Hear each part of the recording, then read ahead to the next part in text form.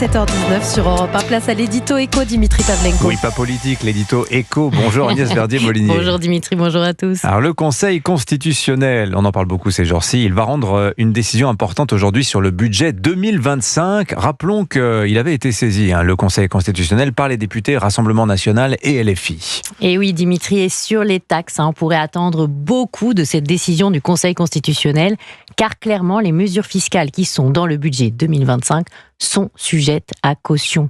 On connaît déjà le peu de respect qui règne chez nous des principes constitutionnels d'égalité devant l'impôt et d'égalité devant les charges publiques en France.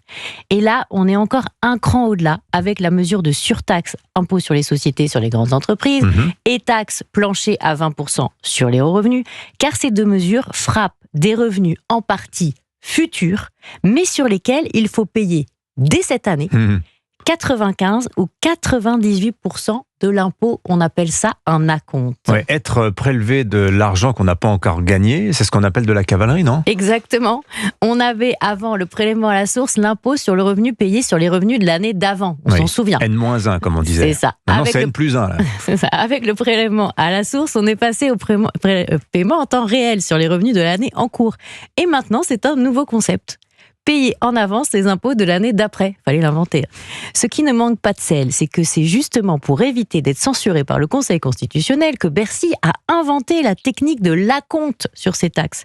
En effet, le gouvernement ne pouvait plus taxer les revenus de l'année 2024 à cause de l'adoption tardive du budget 2025. Là, le contribuable devra calculer lui-même la moyenne de ses revenus 24 et 25 et payer dès cette année. Pour la surtaxe impôt sur les sociétés, si le sujet est un peu différent, le principe de l'acompte mis en place est tout aussi questionnable. Mais alors, pour revenir au Conseil constitutionnel, vous pensez, Agnès, qu'il a matière à censurer ces deux nouvelles taxes ?